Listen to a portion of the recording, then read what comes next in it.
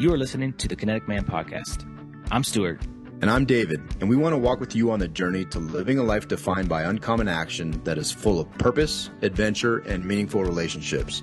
Our goal is to refine our why while helping you find yours, and together achieve our best and highest purpose.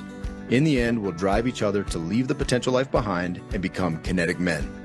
What's up, everybody? This is Stu, and before we start this episode, you probably know that we don't really do any type of paid-for advertising on this podcast, but I do have a request. If you have been a listener of this show for a while and you enjoy these episodes and you get value out of it, could you tell somebody else that you think would enjoy the show as well and get value out of these episodes? And maybe even do a screenshot and post an episode that you've enjoyed on your social media platform of choice and tag us. We'd greatly appreciate that. The more people know about this, the more listeners we have, the more we can continue to just provide value to you and our listeners and bring in amazing guests and just have really, really cool conversations. So thanks again. Tell somebody about the podcast. Now go enjoy the show. See you. Happy Monday, gents. It's good to see everybody. Welcome to the Connect Man Podcast, Jordan. It is so great to be back here. I'm excited to have a conversation with both of you.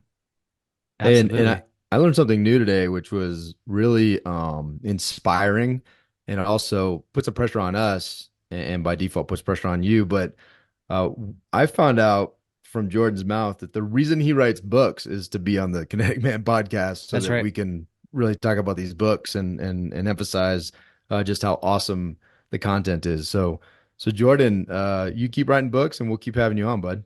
Yeah, I gotta keep saying important stuff. Otherwise, what reason would you guys have to have me on? So it's really important.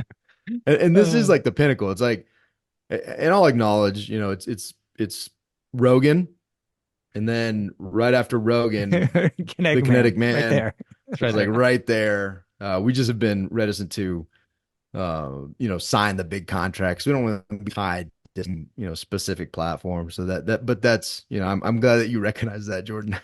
Yeah, man, good conversations are important. And I think it's what makes the world run. So we need to have as many forums as possible where we're having good, important, deep conversations. And all joking aside, it's a pleasure to be here because I think that's what you guys strive for. Yeah, thanks, Jordan. Hey, I had an experience last night. I'm just curious if either of you have had a similar experience. I got tickets to a Christian concert, to take my kids to. My kids are 9 and 6. My daughter's been to one concert. My son has been to 0 concerts. He's 6. And this was I thought this would be a really cool first concert to take him to, and kind of fill him with the spirit. And 2 guys that we listen to all the time, Brandon Lake and Phil Wickham. And so I was just fired up, right? All day long, really anticipating and excited about it. Tried to keep my kids kind of at bay and not get all worn out. So I knew my son would probably be pretty tired because it was going to be a late night. We get there, it's going well. They're loving it. And about maybe an hour into it, about half, maybe a quarter of the way into the main show, my son literally is sitting in my wife's lap and he falls asleep.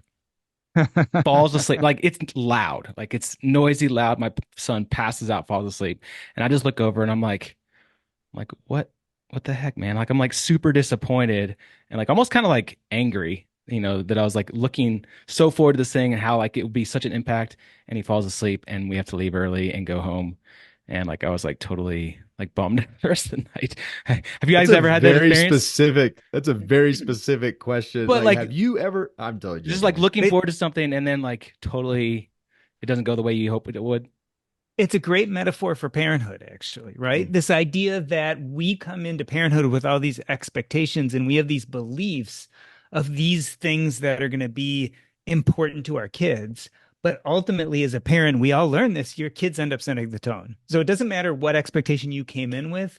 What becomes important to them has to do with them. And we can only give them so much of that, right? Because we love sports. We want to put them in a sport. Or we love this band. So we want to get them into music. But they kind of choose what they want themselves. Yeah, I love that. And I'll tell you, I'm excited about this conversation. You have a book coming out in when, depending when we air this, but in January. It'll be before January. So if you change the date, you got to let us know, most David, are you coach. saying that the book will come out when this airs? Like, so if we air This early, like this Jordan's book gonna will come change it out coming out? in 2 weeks. But you sent us. I want to say one thing. You sent us an advanced copy. I'll tell you, it is very, very difficult to read a PDF on a cell phone. But dude, I'll tell you what happened to me last night. I should have gone to bed, but I was sitting in my chair downstairs, and I couldn't put your book down. And then I looked at the clock. It was midnight, and I'm like, dude, I got to get up in 5 hours. Like this is bad. This is bad. I need to just put this book down. And so one, thank you so much for this book. I can't wait till it's available for everybody. And I will tell you this, it's about purpose, right? It's called the Purpose Code. It's about purpose, and you talk about big P, little P. And there's two things that have happened, and I want to dive into the book. But one thing, we had a guest, and he said something along the lines of, no, no, I was listening to somebody talk through legacy, and it really challenged me because he was like, "Hey man, I want a living legacy. I don't care what happens after I die. I want a living legacy. I want a legacy now. I want to be an impact now."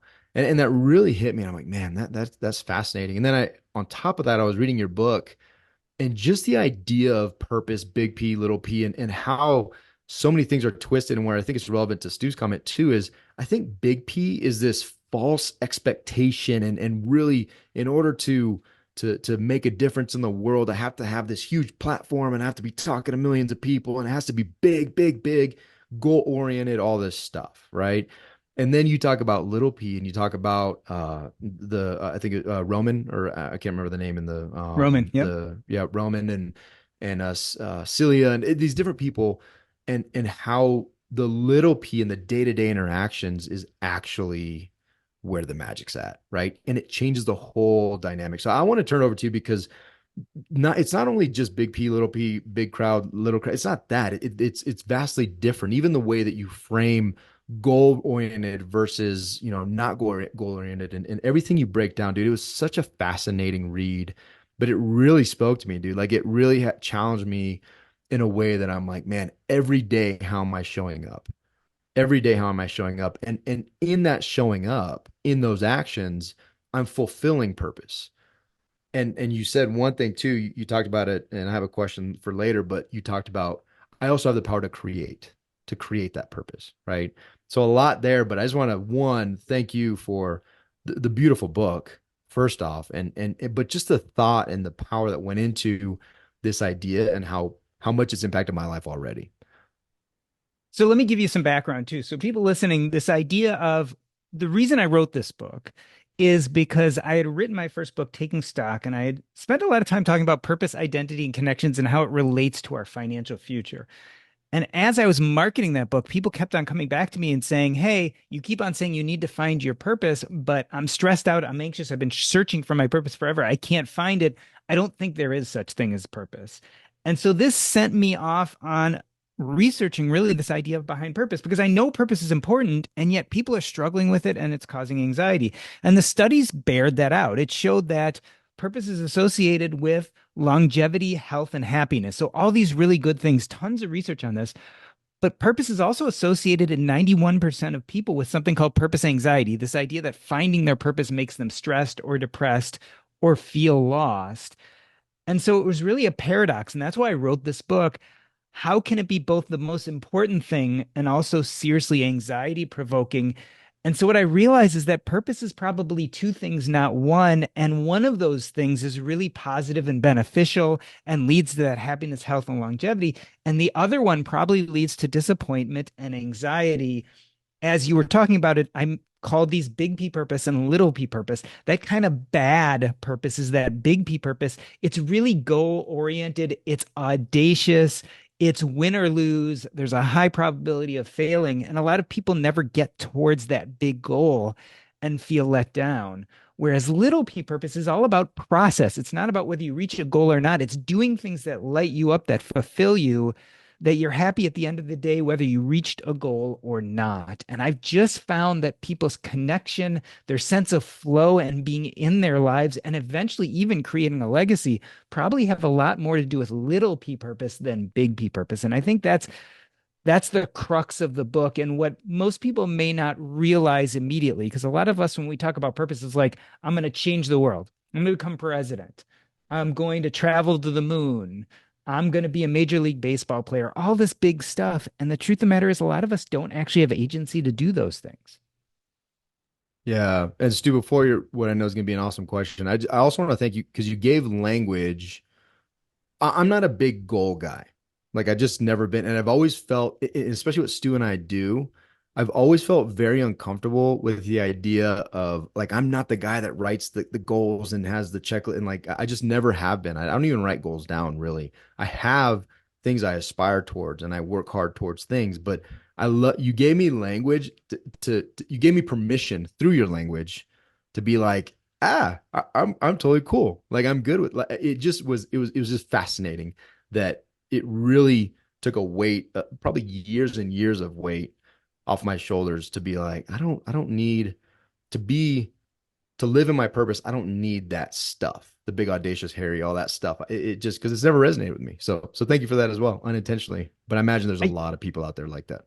and I always tell people we should be goal agnostic, but not goal phobic. There's nothing wrong with goals, but if your sense of purpose is 100% linked to reaching that goal, a lot of times, especially the bigger and the more audacious that goal is, the more likely you're going to be disappointed. And think about this. Let's say you have this huge goal of becoming president and you spend your whole young adult life trying to get there.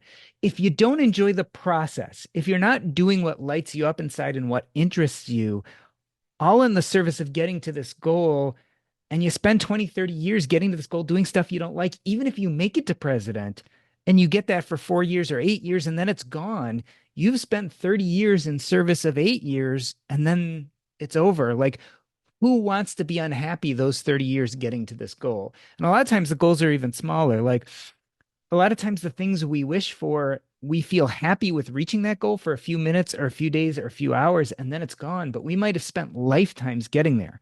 So the point is, if you're not enjoying that process, if you're not enjoying those lifetimes getting to that big, audacious goal, then it's probably not worth it. Hey, Jordan, I'm curious. There's a lot of buzzwords out there, some from authors, like Simon Sinek, his why, right? His the, meaning and purpose. And if you're a believer, like God created you for a certain, reason, a thing, right? Like, is that all kind of one thing? Like, how do you equate, Simon Sinek's why to purpose, to meaning, to God's creation? Like, how does that all fit together? Do you see them differently?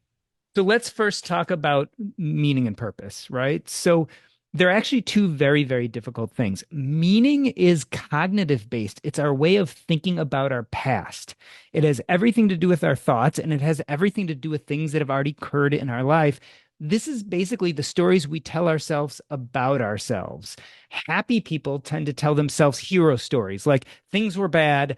I had to deal with all sorts of crappy stuff, but I overcame it and it made me a better person today. Whereas unhappy people tend to tell themselves victim stories. All this bad stuff happened to me. I could never be the person I wanted to be, and that's why I am where I am today. That's meaning, and it's all about the past. Purpose is all about the present and future, and it's not about thoughts, it's actually about actions. So, purpose is or are those actions that we're going to do in the present and future to be our best selves. You need both meaning and purpose to form happiness. You need both sides. You need both the cognitive understanding of your past, where you see yourself as a hero, as well as the present and future, where you're doing purposeful things, where you're entering that flow state of doing stuff you love doing. Your why is what drives you in purpose. So, purpose is pretty much why you do what you do. And so the why is the driver. And I often tell people you don't find your why, you create your why. But there are some anchors to purpose, right? They're purpose anchors. They're things that naturally light us up and interest us.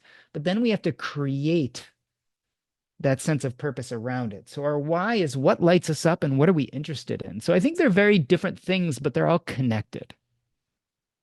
Yeah, I love that, Jordan. It reminds me, in the intro to your book, you say purpose doesn't need to be something glamorous or difficult to find. In fact, it doesn't need to be something you find at all, but instead something you create. And to the point you're just saying, so I love this because first, as we already touched, it doesn't have to be huge. Like it doesn't have to be big piece stuff, right? It doesn't have to be that. But second, it can be created And I feel like there's too many people out there, myself included, who waste so much time in the pondering of purpose versus living it. Which, to your point, right? You just said like it's something you do. It's things you do. And I've literally, and I'm assuming I'm not alone here, but I've literally been on my knees crying out to God, and not even in the distant past. Like, what did you create me to be, and what did you create me to do? Like, what is it that you want from me, God? And then I wait, right? I'm like, what do you want me to do, God? And then you just wait. And it's not supposed to be that way. And I'll tell you, I've become a much happier person in defaulting to action in this area. But I'm just curious, we talk about these things, but what's practical advice to get, whether it's to get out of your head or get off your knees or whatever it is that you need to do? What is the practical meat to what you're talking about? So it's the difference between abundance and scarcity. The old way of thinking of is there's this one main purpose that I'm supposed to fulfill, that I've been ordained by God to do, or whatever you believe in. And if I don't find it, everything is lost. That's a very scarcity mindset oriented belief system. I think it's the other way around. It's abundance. You can find purpose in anything. You just have to have an inkling or a joy in doing that thing. And then you create a life of purpose around it. And so, what we're really looking for is something that's everywhere. It's a simple question. What could be something that could bring you joy? What we're looking for are what I call purpose anchors, these things we want to then build a life of purpose around.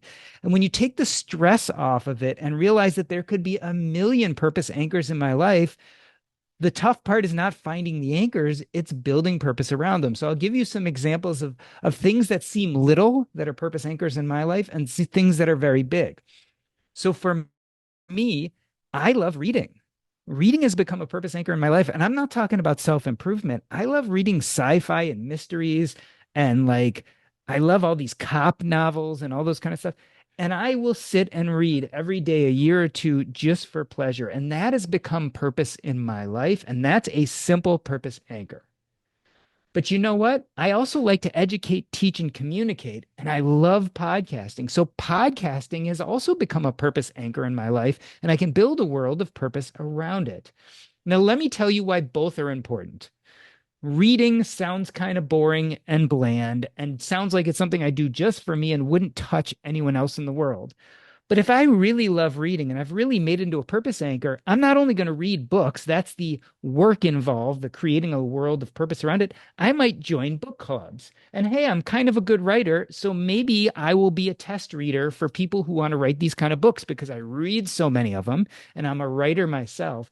And maybe in doing this, I'll create a community. I will be like the flame that entrenches the moth to me because we both have these interests. And when people see me lit up and doing things I love to do, I'm going to affect other people. Maybe I'm going to give someone confidence to write that first sci-fi book when they never had it. And maybe they're going to change the world. And that book is going to fulfill a need for someone that really helps them. We don't know, but by engaging in purpose, I'm doing something deeply important to myself and I'm building this life around myself, but I'm also touching other people. It's hard to see that when you just think of, I'm going to do something I like, which is reading books. It's much easier to say, I'm going to podcast, and that's going to change the world, right? Because I'm going to have these deep conversations and I'm going to talk about lovely things that I think are important to everyone else. And hopefully that will touch the people who listen to me and they'll change their lives because of that. But in both situations, I love the process of reading books and I love the process of podcasting so much that even at the end of the day, after my hour of recording an interview with someone, if no one else listens to that episode, I still feel like I did something important with my time. And so for me, that was deeply purposeful, little p purpose. It was goal agnostic. I don't care what goal comes of it. I don't care how many people listen to it. Hey, I'd love it to change the world, but if it doesn't, no big deal, because that hour spent interviewing that person making my podcast was enough. And so there's really nothing to lose there. It's these inklings. So how do we get back to these purpose anchors, these inklings, so that we can then do the hard work, which is building purpose around them? And as I mentioned in the book, there's 4 or 5 really good exercises you can do to start figuring out what your purpose anchors are. you and I, we all talked about my last book, Taking Stock, where I talk about the life review process. Life review, this structured series of questions we do with hospice patients about their lives, where we ask them about their biggest successes, biggest failures, most important people in their life, their biggest regrets and wishes. The life review is a perfect example of something you can do, a young, healthy person now, and it can really help you look at regrets in your life. And guess what the word regret means in someone who has a long life ahead? It means purpose, right? So that's a great way, a life review. The other thing is you can use the art of subtraction, also from my last book. Let's say you don't love your job, but is there a piece of it you really do love? Something that you come in the morning and you're like, this is going to be a good day because I'm doing this activity today. Using the art of subtraction at work, maybe you can find something you really love and make a purpose anchor out of that. I think childhood is another great place to look at. What did you love doing as a child? I loved collecting baseball cards. I'm so busy, I don't even have time to go back to that. But if I'm looking for more purpose anchors, I would love to go back and become a collector again. And I love seeing old pictures of baseball players. I mean, that just lights me up. And so that could be another purpose anchor. And hey, if you run out of everything else, you use the spaghetti method. You throw a bunch of things against the wall and see what sticks. Say yes to stuff you don't normally say yes to. Get involved with groups or types of people you don't normally get involved with. Try new things and see if any of it lights you up. There are tons of ways to find these purpose anchors. Again, we're getting to abundance, not scarcity. You can't lose at this. You really you can't lose. Jordan, I hear all this, and as I'm my checklist, type A mentality type person, there's this expectation of a timeline, right? Like, hmm, I'm gonna do all this stuff, and I have the expectation that I'm gonna find my purpose by X date, right? You And turn it into a goal. You turn it purpose into a I Yeah. goal. turned it into a And goal, right? You use the F word, find. Whereas I think mostly you really Mm, create it. It's there you mostly go. you come up with some of these ideas of what's important to you, but then the timeline is really up to you. I love race cars. I loved race cars as a kid. I used to always watch race cars. Now the timeline is in your court. Am I going to take some classes in how to be a race car driver? Am I going to write a race car blog? Am I going to start a race car podcast? Am I going to go join the local Porsche Racing Society and meet up with people and we can look at our cars and blah, blah, blah? Am I going to go see if I can volunteer in a pit crew for some racing team? Am I going to go karting? Like 3 million possibilities. All you got to do is start. All you got to do is wake up every morning and say, this is something that's important to me. What would light me up today? What would get me excited? What could I do that would feel like I'm creating purpose? You can keep on having that goal mindset. Like, I have to get there. I have to get there. I have to get there. But again, the problem with that is the joy never ends up being in the goals. And a lot of times, once you get the goals, you're already looking towards that next goal, right? There's these hits of dopamine. We all know this. Like, when we buy things and it makes us happy for a second, and then we're like, why did I waste my money? It's that dopamine you get from buying something. It's the same with drug users, right? Someone strung out on drugs, when they take that one hit, they get that huge dopamine, that feeling good, and then it wears out and they feel bad. The same thing goes for goals. Like, goals feel really good in the short term, but then we get withdrawal. You get addicted to goals and achievement and all of that stuff. We really don't want as much dopamine. I think in the end, we want something called oxytocin. It's another neurohormone, and it has a lot more to do with things like flow state. It has to do with a lot more to things like joy and happiness. And this is when we're deeply engaged in things that are important to us. And have you ever noticed, like, if you've ever been in a true flow state where you're like doing something you love so much, you lose track of time, you're not worried about the goal. You're not worried about winning the game. You're not worried about lifting the weight. You're just so deeply in it that it's just the process of whatever you're doing engages you. Like, I want your whole life to be that. Like, I don't want today or tomorrow or 1 minute, or I don't want you to hit flow state once a year when you happen to create the right exact moment to be in it. Like, how do we start feeling that way on a regular basis? And I truly believe that's after by going after little p purpose. Yeah, I love that. Do you have a question? No, go ahead. Yeah, I it just has my brain going because I'm thinking through these things that and athletes come to mind, right? Like everybody, the stated goal, the expected goal, the anticipated goal is a championship. But I truly think, when you look at the greats, like you look at the Michael Jordans and you look at the Kobe's and you look at these different folks, a lot of times people note how hard they practice. And I think the how hard they practice is an indicator for their true love, that they love doing what they're doing. They're not just, and you don't win every year, right? And you may go on a run, you may win, but you don't win every year. And I think there's a joy in that. And it just makes me think, how do I practice life well? Right? Like, how do Hmm. I practice life well? And I think there's a place for goals, but it also, I think we get so wrapped up in, like, I want to be a great dad. Okay, well, what does that look like? Like, I'm not just going to wake up and be a great dad, and I may never be a great dad.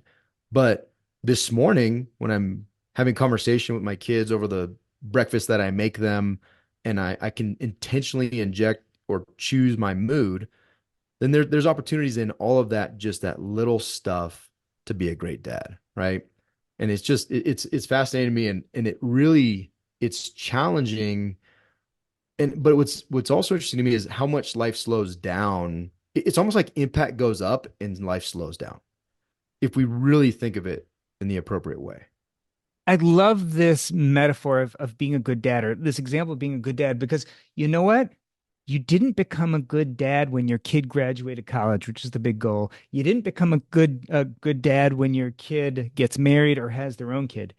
You became a good dad every day as you showed up and actually did the thing. Same as Michael Jordan didn't become a world championship basketball player the day he won the championship. He became a world championship basketball player every day he walked out at 4 or 5 in the morning when no one else was there and started doing his dribbling drills and shooting hoops. Like that's when you become, is in the doing. The accolades, the achievements, the goals, they're almost beside the point.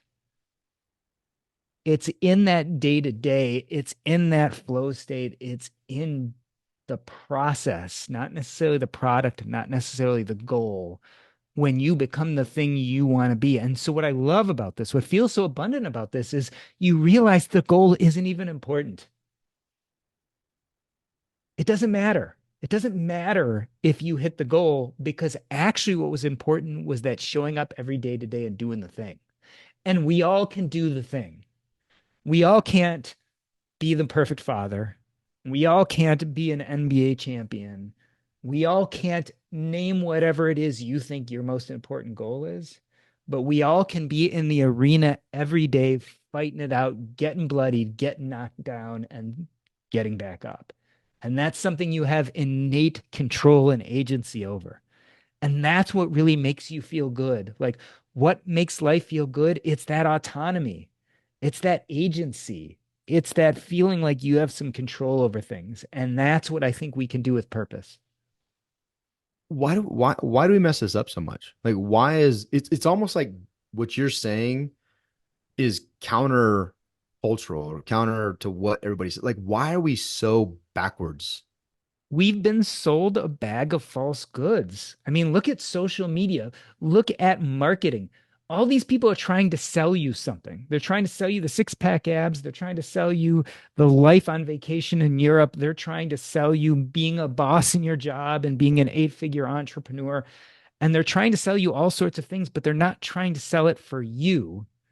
They're trying to sell it for them so that you will spend money, give them accolades, give them whatever they want. So they're trying to sell you on a version of purpose that isn't your purpose. It's their purpose. Same with our parents. For better or worse, parents in society often try to sell us on what they think we should be, as opposed to what lights us up. Society says to be successful, you need to be a doctor or a lawyer, a CPA. Like all that's wonderful, but obviously there are going to be a lot of people who aren't doctors, lawyers, or CPAs.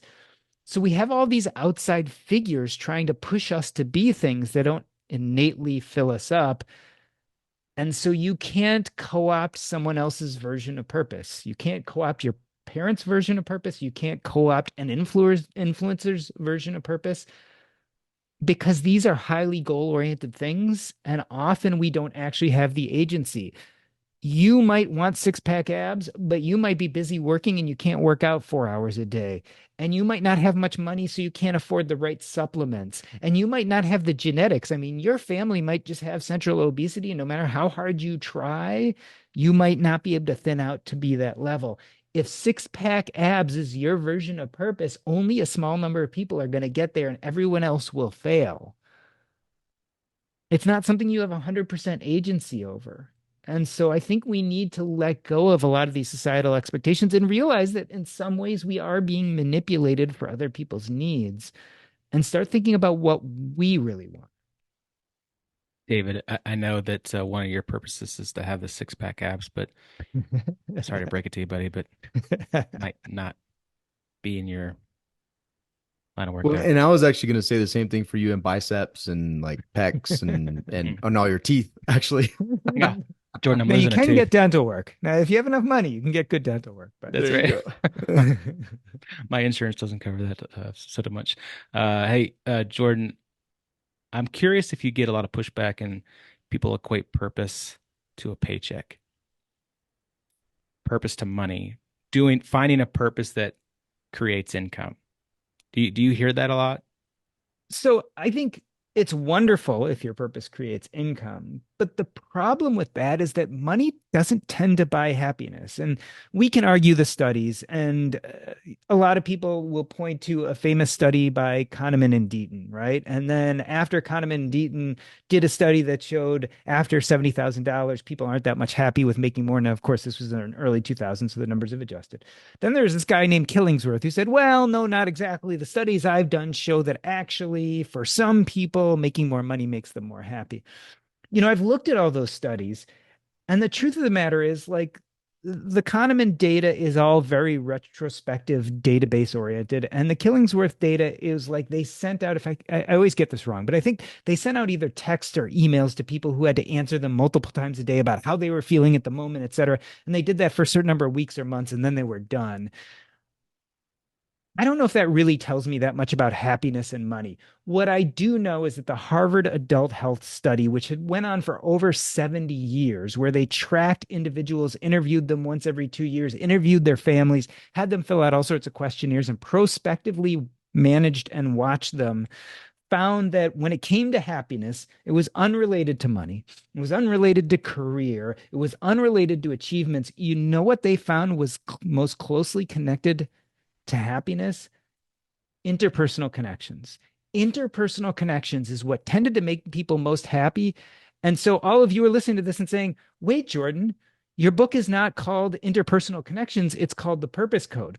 Well, the reason is I believe little p purpose is the most forward, straightforward shot to interpersonal connections. Because I believe when you pursue little p purpose, it lights you up and you naturally affect the people around you. You form stronger relationships. And ultimately, I think it leads to happiness. So it's interpersonal connections. It actually isn't even purpose, but I believe little p purpose gets you there best. Well, and that was, as I'm thinking through this, you're providing a framework and a path to get to, because I think a lot of people are uncomfortable, and Stu, I always brain fart on whatever that book is called of the 7-year study, uh, Oh, whatever it's I'll called. look it up while you're Yeah, talking. I don't recall, but the study is something that Stu and I have looked at quite a bit because especially within the Kinetic Man, this is something that we emphasize is this relationship aspect. And I think so many people, even with relationship, um, it's almost the idea of more is better. Same with money, right? The lie, like I have to have more friends. Well, no, it's not more. And maybe it is more. Maybe it is more friends. Like for someone like me, I love the groups and I love to dive in and I love that. But it doesn't necessarily mean that's the way it is for Stu. Stu doesn't have any friends. But if you have that one that one person, I'm just kidding. I have Stu Stu, got one. friends. Stu, I have Stu, one. I'm your friend, Stu. Thanks, That's buddy. that's beautiful. Thank you, Jordan, for if you want, we'll talk after and I'll turn over the binder to being Stu's friend and you can take over that responsibility. But but in You have a all how-to binder? seriousness, the purpose aspect of it, I feel is a path to get to these these things which they ultimately and very strongly define, hey, it's relationships. But I think even that is overwhelming for people because they're like, oh, what now? I got to go make friends.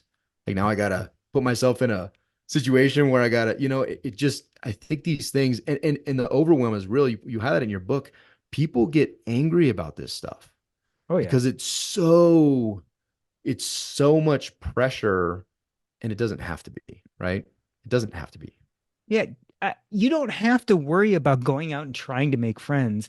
If you pursue little p purpose, other people will be drawn to you. You'll end up collaborating with them. You'll end up doing things. Here, I'm a perfect example. Look, I had a million doctor friends, and I could tell you my deeper relationships was with one or two, and the rest of them were totally superficial. And you want to know why? It's because I wasn't deeply connected to that purpose and identity being a doctor.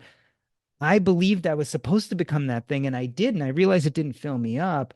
And so I didn't have that deeper connections. But you know what happened? When I discovered personal finance and writing and podcasting and public speaking, I went to these conferences and I met people, and I'd have these deep, profound conversations with them. And in 5 minutes, within 5 minutes, I would become more connected to those people than people I'd known for years through the hospital that I just never connected with.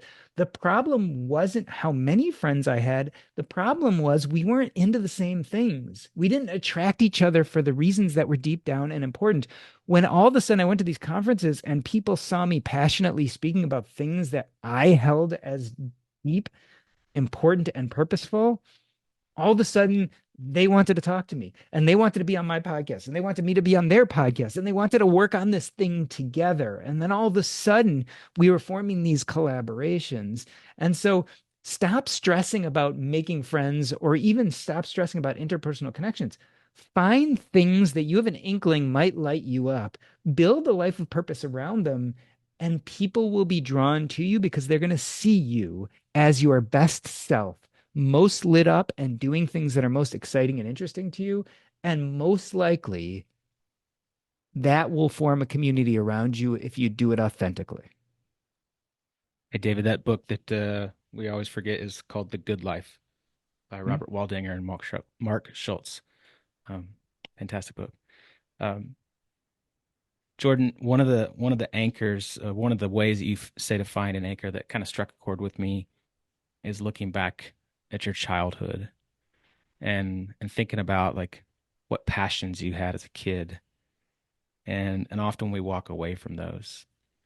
And I'm curious, why do why do we walk away from those? Why is it that we have all this joy and happiness and fulfillment in our life as a kid, and then as we get older, we lose all that? Because the adults around us change as well as the expectations. So, look, when I was 2 or 3, I had a dream about building a pool in my backyard.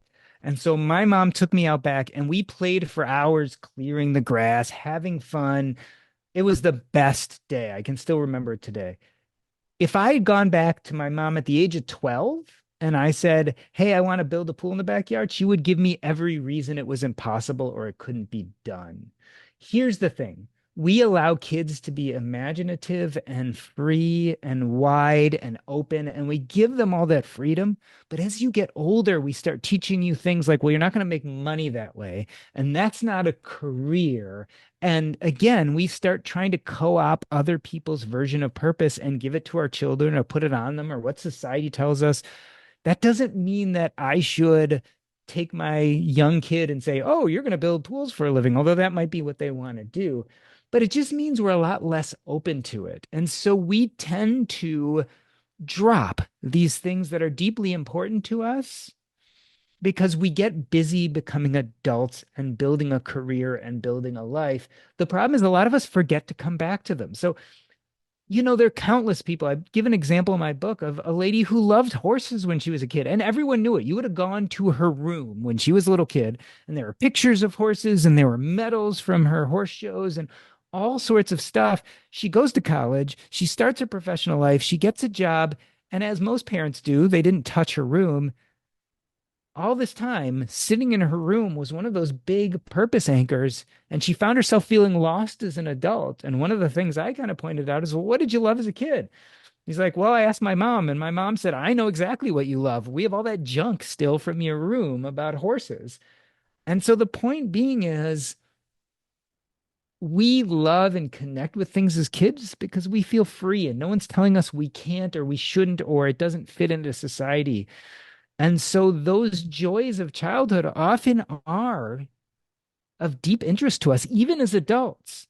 And so it's a wonderful thing to be able to go back and say, oh, I really loved doing these things as a kid. Could this be an anchor? Could I start building purpose around this again? And here's the wonderful thing about Little P Purpose. You go out and you try it. And if you're happy and excited and you want to do more, you do more. And if you're not, you move on to the next anchor. So, Stu, I'm going to take this opportunity to let you know I'll continue to do the podcast with you, but I am going to be fly fishing every single day from Oh, here yeah. on out, and really finding how I can also monetize that and Gotcha. make it at least just support my habit. Um, it's interesting. I'll tell you, Jordan, being more intentional with these books and reading, specifically all the things that you highlighted in taking stock. I was talking to my brother about taking stock, on the way in this morning and just talking about you and your message. It really changes the way. So the way that, as a student growing up and, I was in honor classes and all that kind of stuff. And I was at the higher end of what the offerings were in school, right? Super smart. I'm trying to say that really humbly. I'm super smart. That's Of all joking course. Of aside. course. But I was very much into academics and I, did well in the traditional schooling system.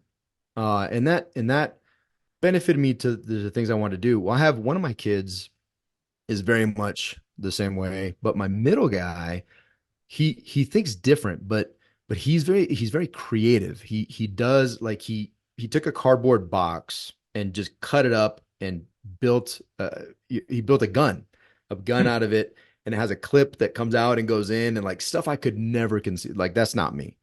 And he takes these Legos and he's like, Dad, I'm gonna build an aircraft carrier, just loose Legos, and he sees it and he builds it, and it's fascinating to me. But what's interesting is the messaging that, specifically recently in reading your book, I'm like, man, I have an obligation here. If I truly desire an anchor of mine is to be a great dad, then I have an obligation to know my kids intimately and to help them foster theirs and encourage their little P. And go ahead. You're gonna say I was something. I going to don't want. say, but it's really important.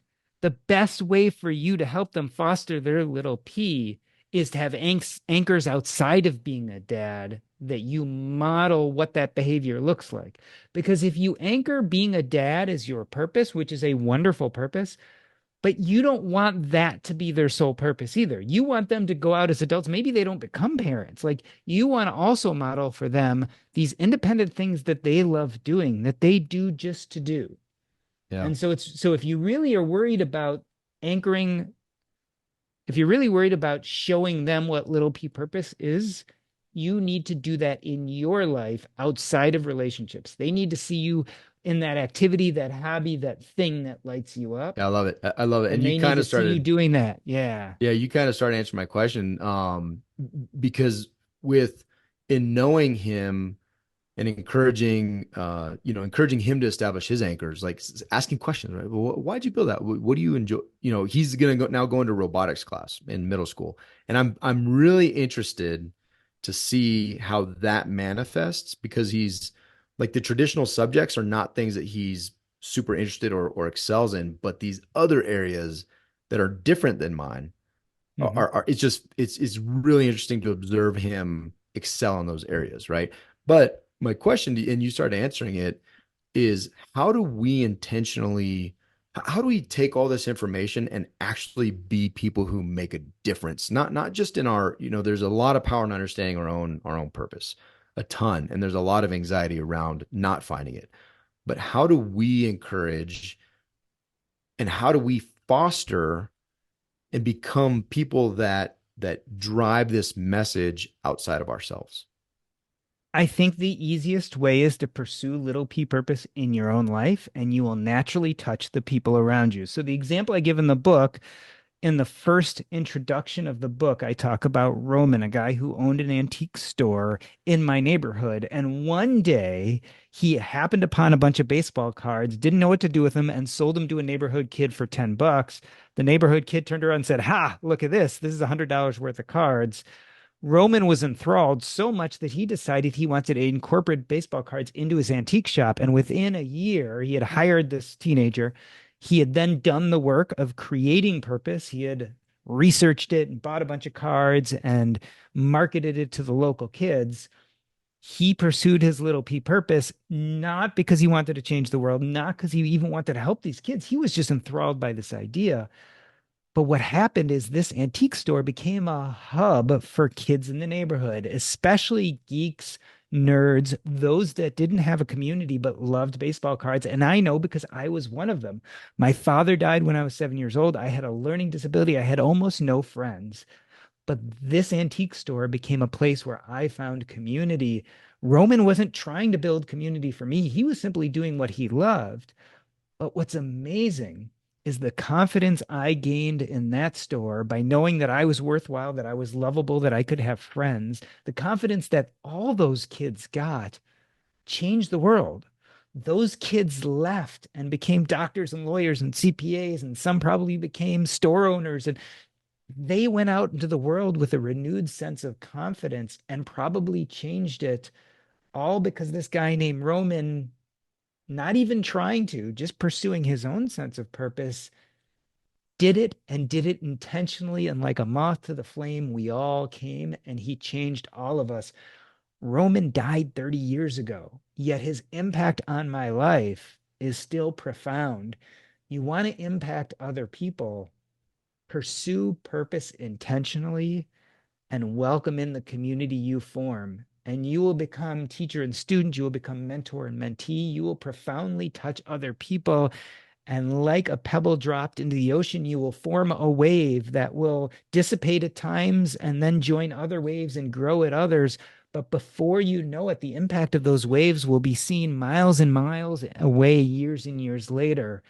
We all know this. We all know this because all of us have family stories that have profoundly impacted our lives, even from family members that we never knew. A lot of times we call this generational trauma, right? Where a family member had something bad. Let's say they lived through the depression or something bad happened. They developed these behaviors. They passed them on to their children, who passed them on to us. And we're like, the reason why I am this way, this bad thing, is because of generational trauma. There's also generational growth, meaning that people from previous generations pursue purpose in a wonderfully intentional way and it changes the world. The example I give in my book is my mom's father, my maternal grandfather, someone who I never even met. He died before I was born, loved math. And because he loved math, he was a CPA. When my mom was little, she used to sit on his lap, and this is back in the 1950s and 60s. He used to do his spreadsheets, and she would sit on his lap and watch him do his spreadsheets, and he'd explain what everything was. So my mom, like any kid, tried on this behavior of her father, this thing he loved, this purpose in his life, this little p purpose, and she decided she liked that identity. So she decided that she also loved math. She eventually became a CPA. She had me. My mom modeled all this wonderful math behavior. I had a learning disability and couldn't read, but you know what I was good at? I was good at math because it was part of my identity. I had tried on my mom's identity of loving math and decided I loved it too. That saved me. Like if I hadn't been good at math, I would have just thought I was stupid. But I knew because I was good at math that I'd get over my reading learning disability. I became a doctor, a highly mathematical field. And one day when I was rounding in the hospital, I was seeing a patient, kept on getting him into the hospital close to death. And I looked at two of his lab numbers and I recognized a mathematical connection. And we diagnosed him with a rare disease that had a real simple treatment. We gave him that simple treatment. He stopped coming back to the hospital. He lived a fruitful life. And guess what? He was a pastor at a local church, and that pastor took in homeless children and fed them and helped them. So think about that. We can trace my maternal grandfather, a guy I never met, his love of math, his little p purpose, and 50, 60 years later, somewhere in a Chicago suburb, hundreds and hundreds of miles away from where he lived, some homeless child is getting shelter and food because of him, because he pursued what he loved. That's purpose. That's little p purpose. That's the way we change the world. You go out and do what you love, do it intentionally, and I promise you, you will affect the people around you. You will help create in them purpose. And that's what legacy looks like. It doesn't look like being president. It doesn't look like traveling to the moon. All of those things are wonderful. But this is the kind of legacy I think all of us can have. And that fires me up. Doesn't it? It does. Yeah. And something else that I was just, thinking through, and I don't know if we have time to talk through it all, but you had mentioned wanting to build the pool in the backyard, and at a 12-year-old, the parent says, "No, the soil's not right. We don't have too much, we don't have enough money." Like I've been that dad, right? I've been the dad that says like, Yeah, totally. "Nah, like my son loves tractors and he loves construction, and we'll drive through a construction site and be like, Dad, I'm gonna be a construction guy." I'm like, nah, no, no, they don't make that much money. Why don't you be like the owner of the company that does that, right? And like I've like poo-pooed on his ideas because I equate something to money. And so I'm like thinking through this as a trying to be a more intentional dad and like allowing that to happen, like going along with it, right? Encouraging it. I don't know how else to put it, but it gets me thinking of like how to show up better as a dad. Yeah, show up David. better as a person, as a Yeah. spouse, as a friend. It's like, yeah, like your kid will figure it out. Strangely enough, kids are smart. Like he might say, I want to start building a tractor, and he'll either do it and love it, or he'll be like, dude, I thought I wanted to be a tractor operator, and I've kind of checked it out, and I don't want to do that, but I love the way these things are made. Maybe I want to be an engineer. Mm. But you got to almost let them self-determine, because you want them to have that joy. You really do. You want them to begin with the joy. They'll always eventually get towards goals, whatever those goals are. But goals are flighty and transitory. We really want them to enjoy the path they take, and we want them to enjoy what they're doing. And don't get me wrong, I'm not Pollyanna. I'm not like you need to do something you love all the time. It is fine to take a job that makes you money, that Sure. isn't your perfect joy or purpose. But you got to be intentional about then using that money as a tool to allow you to have some free time to pursue purpose in other ways. Like it's not perfect, and we don't all have to quit our jobs and only do things purposeful, but we certainly need to be intentional about how we're spending our time and what's worth it. Like, is it worth me giving my time to something I don't like doing, but that then allows me to do things I do like doing? And if that the answer is yes, it's worth it, then do that job you don't love, but make sure it's in service to developing a sense of little p purpose, because I think that's where the happiness and the legacy and the rest of it come in. Mm. So good. Jordan, Yeah. this conversation did not disappoint. I can't wait for people to read the book. Tell us more about where we get it and when it comes out. Purpose Code comes out January 7th, 2025. You can go to jordangrumet.com. That's JORDANGRUMET.com. It will also be available wherever books are sold, bookstores, as well as online on Amazon, Target, Walmart, you name it, it'll be there. Barnes and Noble. So check it out. Jordan, I love it. I'm so appreciative of your time and more so just your gift to the world, right? Your gift to me personally. I know there's a lot of folks out there that could say the same thing that just reading the words, you living in your small p, you living in your gifting, enables us to think very differently, right? And it has an impact. You literally have an impact within my home. You literally have an impact with as I consider the things that I want to do with my life, and that's a powerful thing, dude. It's a powerful thing. This is me practicing my little p purpose. So when you say you have an impact, you change things, that's because I'm just doing what lights me up. I love you guys, but that's not really my goal. My goal is I'm doing this because it feels important and fulfilling to me, but as a wonderful side effect, hopefully some of these things I say, whether it be in my book or in our podcast or what have you, will reach you and help you at a point where you need them. And that's little p purpose.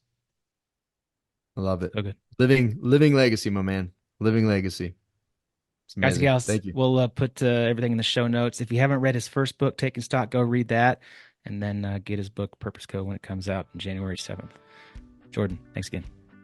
Thank you so much. Wonderful conversation. Absolutely. See ya.